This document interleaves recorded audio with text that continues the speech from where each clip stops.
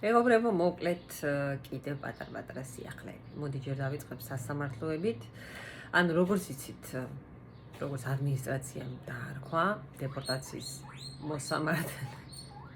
კაი, მაცადი ახლა, მაცადე გოჭი. გოჭი მაცადე.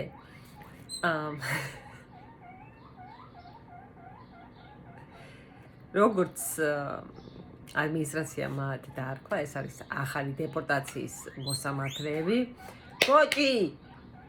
ჟოზე! და ძალიან სწრაფად მოქმედებენ. აი ძალიან სწრაფად მოქმედებენ. კი იცით, кейსები გადმოიტანეს უკვე. მომავალი წლის ვისაც წელიწადში, ერთ წელიწადში ქონდა, ორ წელიწადში, სამ წელიწადში ქონდა кейსები გადმოტანილი უკვე ზაფხულში. ისინი ეს დეპორტაციის მოსამართლეები მოქმედებენ ტემპლიტებით, გაძლევენ 60 დღეს, რომ შენი მთლიანი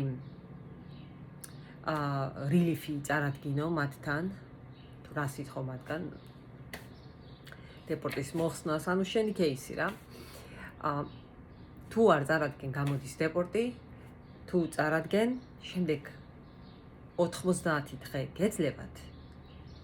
90 დღე და მერე გექნებათ ინდივიდუალური მოსმენა. ანუ ძალიან სწრაფად ხდება. შეიძლება 90 დღეში, შეიძლება რა, 90 დღეში გენიშნება უკვე ინდივიდუალური მოსმენა. ჟოზე! ხო, არ გეწყინოს, არა, დედი, არ გეწყინოს. მერე ვითამაშოთ.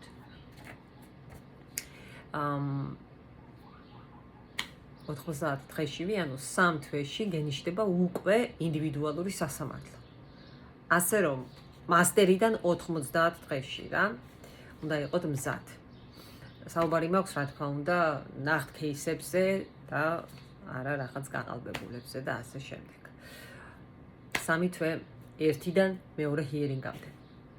RFI-ის ზოგადად საიმიგრაციო USCIS-ი ყოველთვის კეთილი იყო და აგზავნიდა თუ რამე აპლიკაციას ბენეფიტზე რომ გააგზავნი საიმიგრაციო ბენეფიტის მოსათხოვად, გიგზავნიან დამატებითი როცა სჭირდებათ ინფორმაცია, RFI request for evidence გიგზავნიან ხოლმე რა მაგას და წლების განმავლობაში ესე იყო.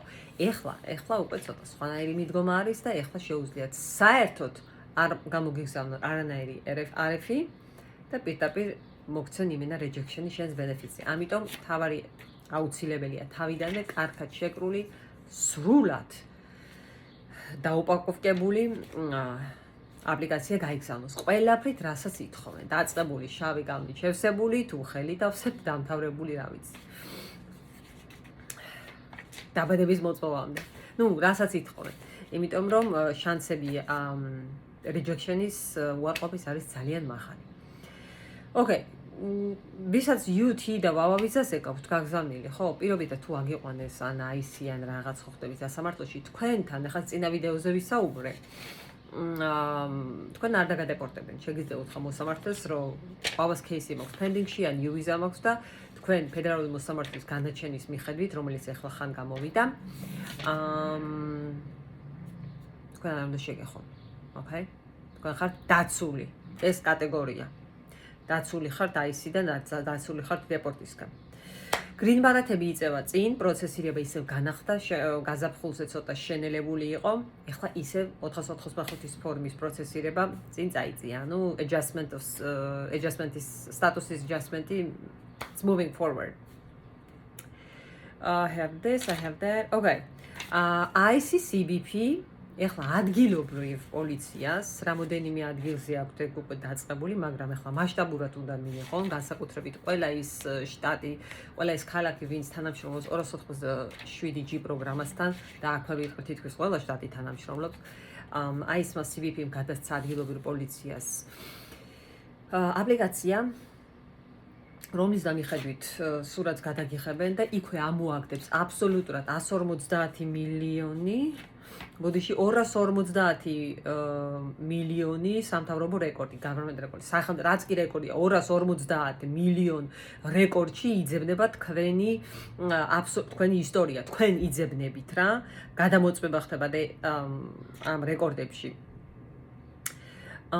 ეს არის, სახის control facial recognition სახის აპლიკაცია არის, ხო? თქვენ საიმიგრაციო სტატუსს გაუკეთებთ checking-ს და იქვე ტელეფონში რომ უკავია, ეწერება იქვე detain or not detain. იქვე ამოუგდებს დაკავება თუ არა დაკავება და თუ იქნება დაკავება სპეციფიკურ რეფერენსის კოდს ამოუგდებს და იმ კოდის და მიხედვით, ანუ მუხლი, მოდი ესე ვთქვათ, იმ მუხლის და მიხედვით ხდება შემდეგ თქვენი დაკავება. ეს ინფორმაცია თქვენი სურათი 15 წლის განმავლობაში ინახება აი ამ აპარატში, აი ამ სისტემაში, ამ აპლიკაციაში. რა თქმა უნდა, ყველაფერი მოწმდება 250 მილიონის governmental record-ებში, მათ შორის საელჩოში, საზღვარგარეთ, ანუ რაც შეხება ქონდათ, აბსოლუტურად ყველაფერი გადის შემოწმებას აპლიკაცია. Okay, I think that's it. All right, you guys have a good weekend.